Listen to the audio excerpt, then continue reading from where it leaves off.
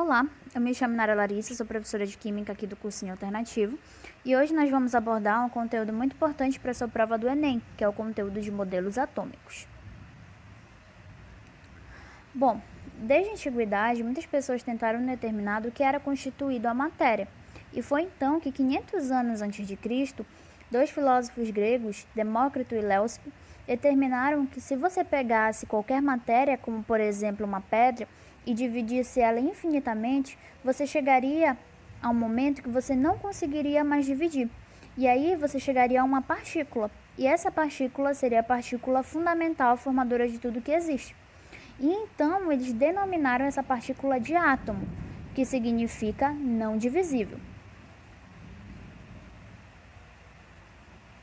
Entretanto, foi apenas no século XVIII que a ideia sobre o átomo ganhou um cunho científico, que foi através do modelo atômico de John Dalton. A teoria de Dalton apresenta alguns postulados, como por exemplo, os átomos são maciços, indivisíveis e indestrutíveis. Esse modelo de John Dalton ficou conhecido como o modelo da bola de bilhar, justamente porque o modelo atômico de Dalton ele se assemelha muito a uma bola de bilhar. Um outro postulado de Dalton é que um elemento químico é um conjunto de átomos com as mesmas propriedades, tamanho e massa. O outro postulado é que substâncias químicas diferentes são formadas pela combinação de átomos diferentes. O quarto postulado é que todos os átomos de um dado elemento químico são idênticos em massa e em todas as outras propriedades. O quinto postulado é que os diferentes elementos químicos têm diferentes tipos de átomos, em particular, seus átomos têm diferentes massas. E o sexto e último postulado é que os átomos de elementos combinam com átomos de outros elementos em proporções de números inteiros pequenos para formar compostos. É interessante notar que apenas esse último postulado ele é aceito hoje em dia. Por quê? Porque todos os outros postulados que eu disse aqui, eles não são mais aceitos hoje em dia. Por quê? Porque a ciência ela vai evoluindo, né? E ao passo que ela vai evoluindo, novos modelos, novas ideias são colocadas em prática e substituindo ideias anteriores. Bom, o próximo modelo é o modelo atômico de Thomson. O modelo atômico de Thomson ele é baseado em um experimento que é denominado de experimento dos raios catódicos. E esse experimento dos raios catódicos, ele utiliza uma ampola, que é a ampola de Crookes. E como é que funciona esse experimento? Como vocês podem ver aí no GIF, eu tenho uma ampola, e dentro dessa ampola eu tenho um gás, pode ser qualquer tipo de gás. E aí eu submeto esse gás a uma baixa pressão mesmo, muito baixa. E aí fora dessa ampola eu tenho um campo magnético positivo e um campo magnético negativo. E aí, cedendo a uma voltagem muito alta para esse gás, nós observamos que as partículas elas vão sendo atraídas para o campo magnético positivo.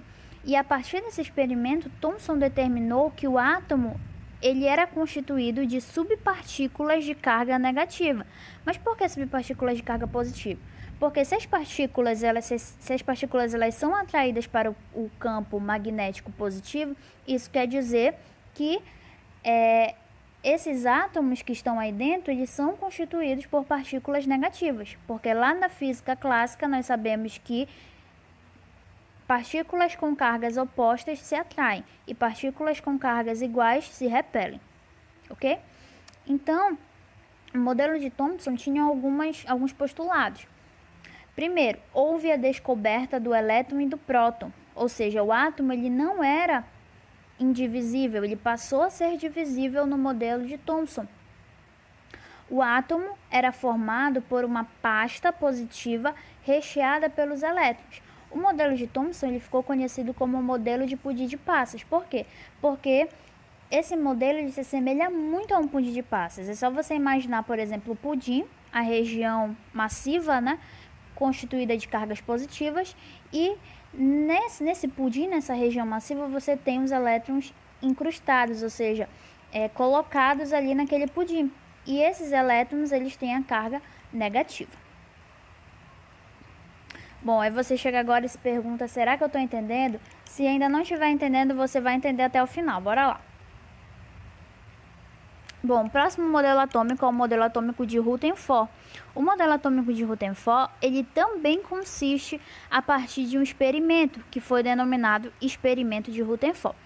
Diferentemente de Thomson e de Dalton, Rutherford não estava mais preocupado em explicar se o átomo ele era divisível ou não, até porque isso foi explicado no modelo anterior, no modelo de Thomson. O foco de Rutherford era explicar a estrutura atômica, ou seja, como essas subpartículas, os prótons e os elétrons, eles estão dispostos dentro do átomo. E foi então que ele desenvolveu o seguinte experimento. Ele pegou um elemento radioativo, que é o polônio, que esse elemento radioativo ele emite partículas alfa. E aí ele pegou uma folha finíssima de ouro, e sobre essa folha finíssima de ouro ele emitiu essas partículas alfa. E aí ele observou que a maioria dessas partículas alfa, elas passavam através dessa folha finíssima de ouro. E ele constatou que o átomo, ele não é maciço. Na verdade, ele é constituído de grandes espaços vazios. Mas ele constatou também que um número bem pequeno mesmo de partículas alfa, elas batiam na folha de ouro e voltavam, ou seja, elas refletiram. E aí ele constatou que tinha uma região, que tem uma região no átomo que ela é bem massiva. É uma região bem massiva de carga positiva. E aí ele apontou os seguintes postulados. Que o átomo ele é constituído de um núcleo, onde você tem as cargas positivas, e ele é constituído de uma eletrosfera, certo? Bom, só que o modelo de Rutherford, ele tinha um grande paradoxo. Por quê? Porque ele afirmava que os prótons eles estavam todos juntos dentro do núcleo. Só que nós sabemos que partículas com cargas iguais se repelem. Então a tendência era que esses prótons se repelissem, mas isso não estava acontecendo. E foi então que um outro cientista, Chadwick, descobriu a existência dos nêutrons e descobriu também que esses nêutrons eles estão dentro do núcleo. E esses nêutrons são os principais responsáveis por não deixar com que os prótons eles se repelem, Eles se repelem. Bom, um outro postulado da teoria atômica de Rutherford era que a eletrosfera ela era constituída de órbitas circulares, certo? E esse modelo atômico ele ficou conhecido como modelo planetário. Por quê? Porque é bem parecido com o nosso sistema solar, onde nós temos, por exemplo, o Sol no centro, e ao redor do Sol você tem os planetas girando ao redor do Sol. E esses planetas eles são como se fossem os elétrons. Bom, o próximo modelo atômico é o modelo atômico de Bohr. O modelo atômico de Bohr ele é um aperfeiçoamento do modelo atômico de Rutherford. Portanto, que ele também recebe o nome de modelo atômico de Rutherford-Bohr. Por quê? Porque o Bohr apenas aperfeiçoou o modelo atômico de Rutherford. Além do problema que tinha sido resolvido por Chadwick, um outro problema que apresentava a teoria de Rutherford era que, segundo a física clássica, toda partícula carregada, quando está em movimento, ela vai perdendo energia, ela vai liberando energia. Então, como no modelo de Rutherford ele afirmava que os elétrons estavam girando ao redor do núcleo, então a tendência era que esses elétrons eles estivessem perdendo energia. Só que isso não era observado, certo? Por quê? Porque se eles estivessem perdendo energia, a tendência era que esses elétrons fossem sugados, ou seja, caíssem dentro do núcleo. Só que isso não acontecia. Então veio Bohr e afirmou que os elétrons eles se movem ao redor do núcleo em um número limitado de órbitas bem definidas e que, movendo-se em uma órbita estacionária, o elétron não emite e nem absorve energia. Ou seja, as órbitas em que os elétrons eles estão dispostos, elas têm uma energia bem definida. Ou seja, os elétrons que estão ali, eles não estão nem recebendo e nem perdendo energia. E é por conta disso que eles não são sugados, ou seja, eles não caem dentro do núcleo, certo? Bom, um passo muito importante da teoria de Bohr foi a explicação do salto quântico. Afinal, o que é o salto quântico? O salto quântico é quando você tem um elétron que está numa determinada órbita, e aí esse elétron ele recebe uma energia e ele acaba pulando dessa órbita mais interna, ou seja, dessa órbita mais próxima do núcleo, e ele acaba pulando para uma camada, para uma órbita mais externa, que é uma camada mais distante do núcleo, justamente porque ele recebeu essa quantidade de energia. E é o que vocês podem observar aí nesse GIF. Eu estou cedendo energia para o meu elétron e o meu elétron está pulando da camada 1 para a camada 2, certo? Bem, aqui eu tenho a representação do modelo atômico de Bohr, né? Eu tenho um elétron girando em uma órbita estacionária e circular ao redor do núcleo. Bom, como eu expliquei para vocês, um grande passo da teoria atômica de Bohr foi a explicação do salto quântico, que é um fenômeno que a gente consegue observar muito no nosso dia a dia, principalmente durante as festas de finais de ano. Por quê? Porque durante as festas de finais de ano, nós estouramos muitos fogos de artifício. E aí nós observamos que esses fogos de artifício, eles têm determinadas colorações. Mas por que eles têm essas determinadas colorações? Bom, os fogos de artifício, eles são compostos por vários tipos de sais. Nós temos sais de sódio, sais de cálcio, sais de potássio, sais de cobre, sais de estrôncio e assim por diante. E esse fenômeno, ele é explicado pela teoria de Bohr. Por quê? Porque esses sais, eles têm os metais. E esses metais, eles têm os átomos.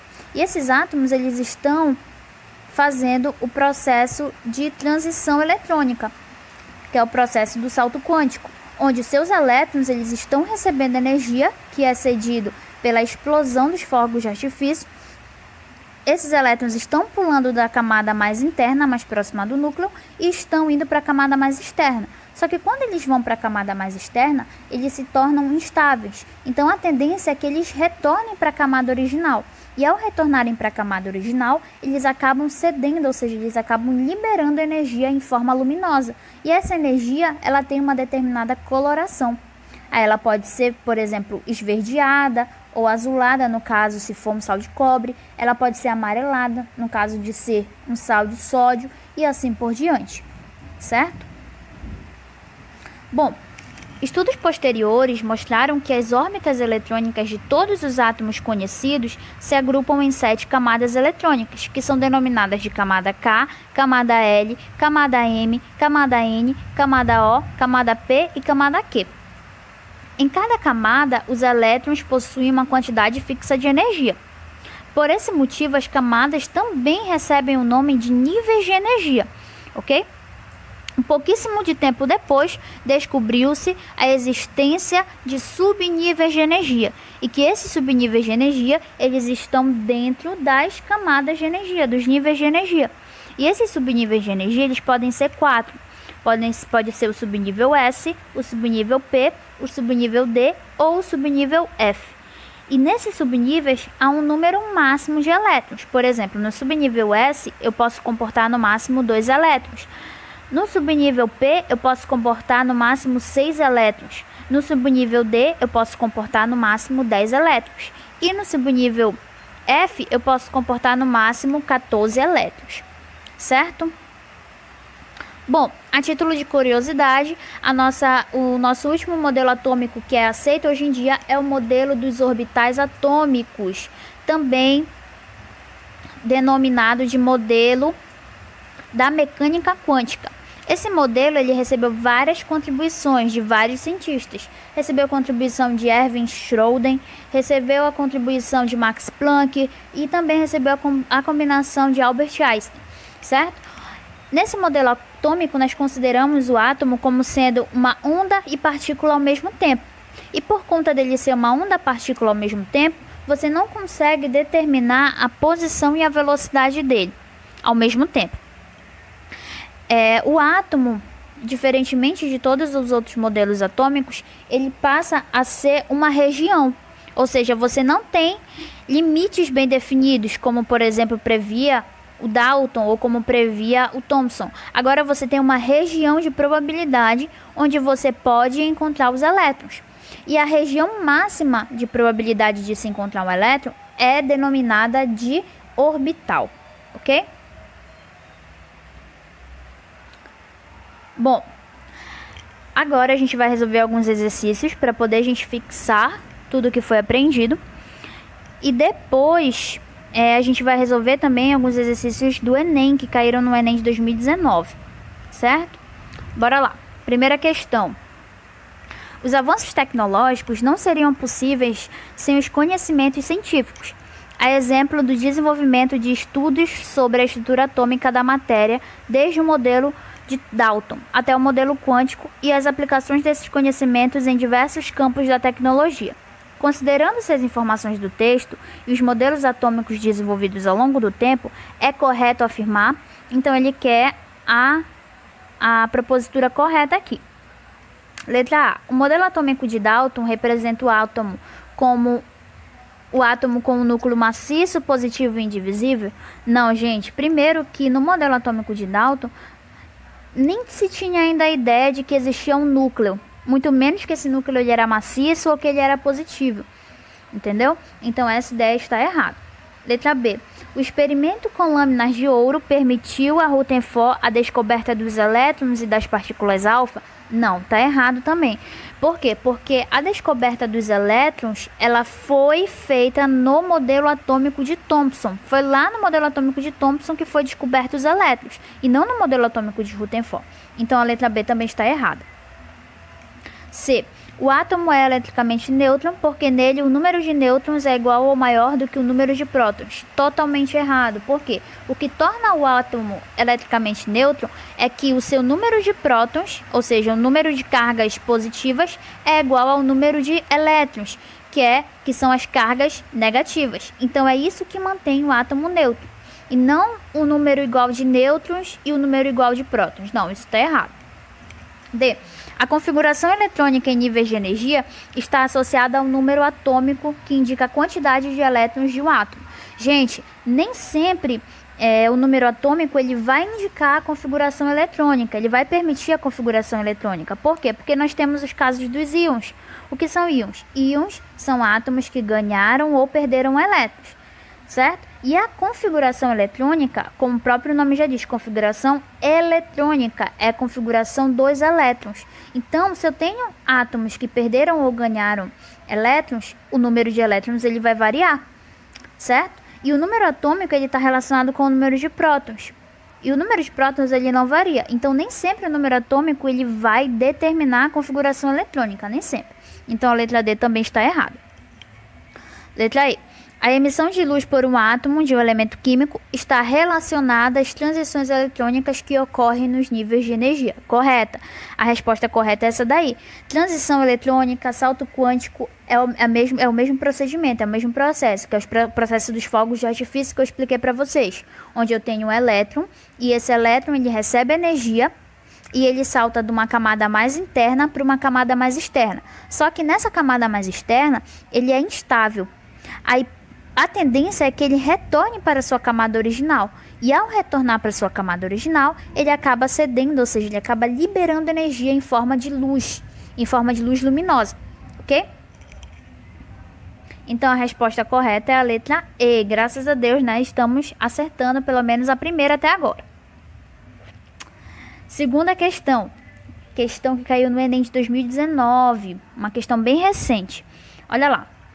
Em 1808, Dalton publicou o seu famoso livro, o intitulado O Novo Sistema de Filosofia Química, no qual continha os 5 postulados que serviam como alicerce da primeira teoria atômica da matéria fundamentada no método científico.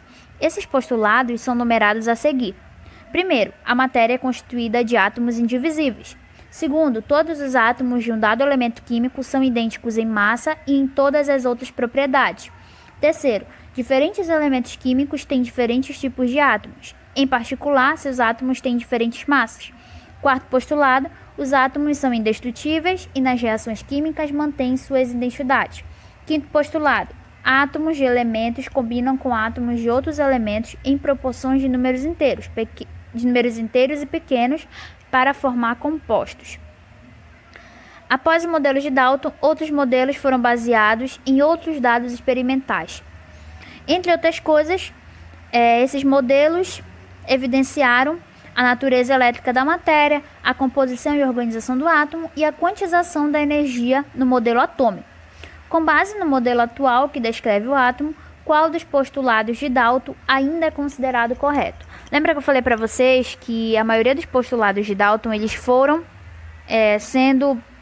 deixados de lado, né? Foram sendo ultrapassados por outros postulados que foram apresentados nas teorias atômicas, né, dos modelos atômicos seguintes. Então, o único postulado que permanece até hoje em dia é o quinto postulado, que é átomos de elementos combinam com átomos de outros elementos em proporções de números inteiros e pequenos para formar compostos. Isso a gente consegue observar até hoje em dia. Esse postulado ele é aceito até hoje em dia. Por quê? Quando você tem uma reação química, você tem duas partes da reação química. Você tem os reagentes e você tem os produtos. E os reagentes, as substâncias que estão no reagente, elas estão reagindo entre si através de proporções constantes de números inteiros e pequenos. E aí reagem entre si e formam os produtos, ok? Então esse é o único postulado que é aceito. Por que os outros não são aceitos? Primeiro, Dalton afirmava que a matéria era constituída de átomos indivisíveis. Nós já sabemos que os átomos eles são divisíveis. Por quê? Porque eles têm as subpartículas, que é os prótons, os nêutrons e os elétrons.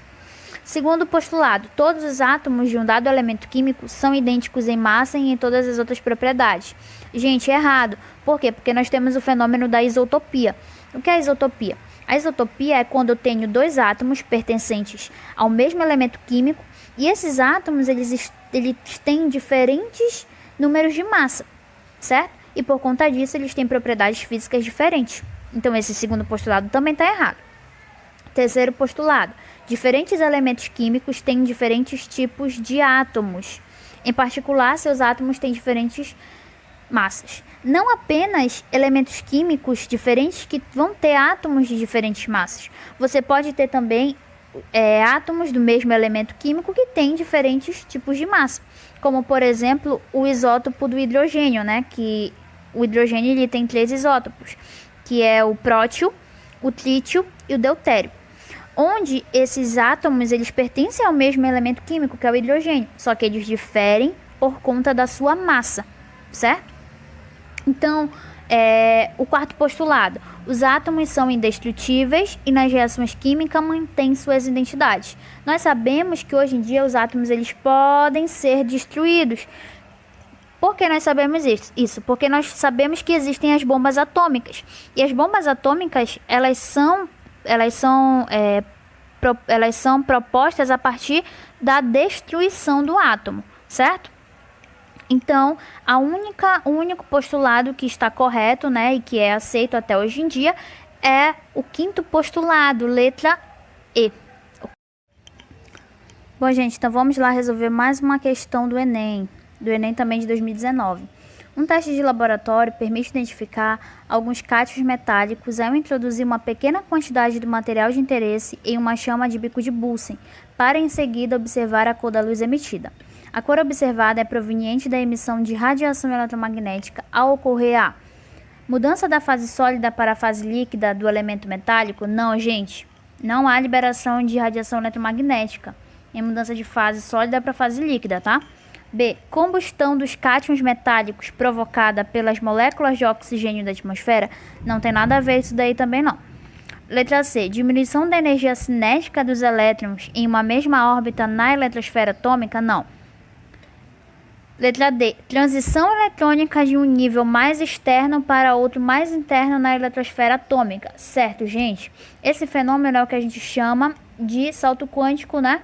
Ou transição eletrônica, onde você tem o elétron retornando do seu nível mais energético, ou seja, do nível mais externo para o nível mais interno, que é o nível original. E aí, quando ele retorna, ele libera essa energia em forma de luz. E nós sabemos que essa luz ela recebe também o nome de radiação eletromagnética.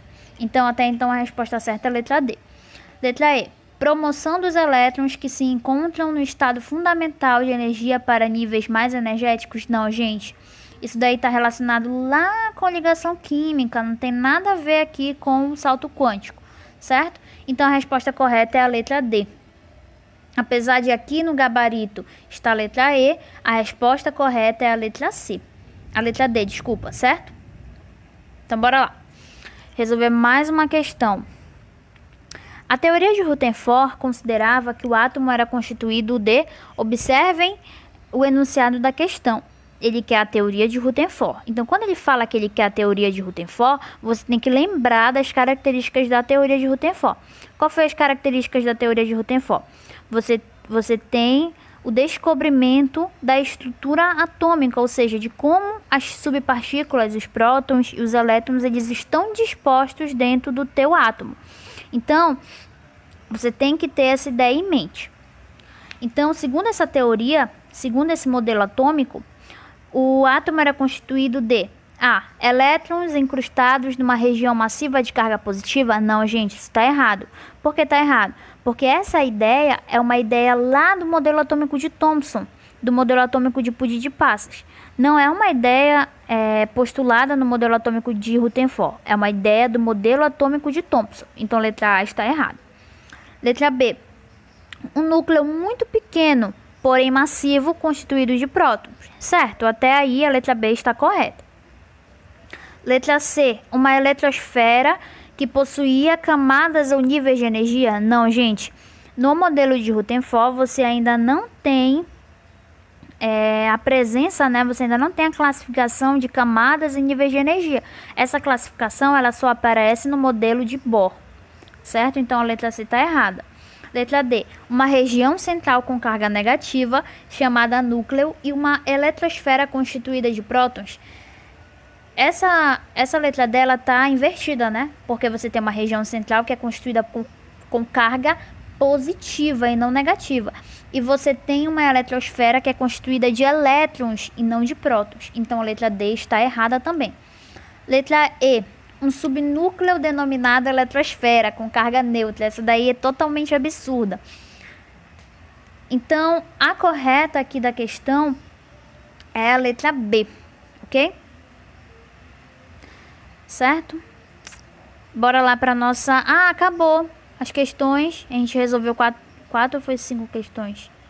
Foram 4 questões. Eu pensava que tinha mais, mas tudo certo, ok, gente? Então... Muito obrigada, espero que vocês tenham gostado da aula. E qualquer dúvida, vocês podem estar entrando em contato com a gente pelo nosso e-mail, aquele e-mail que está no material, que foi encaminhado para vocês, na nossa apostila. Aí vocês podem estar mandando as dúvidas de vocês, que aí a gente vai responder com atenção e tentar sanar essas dúvidas, ok? Então, muito obrigada e até a próxima.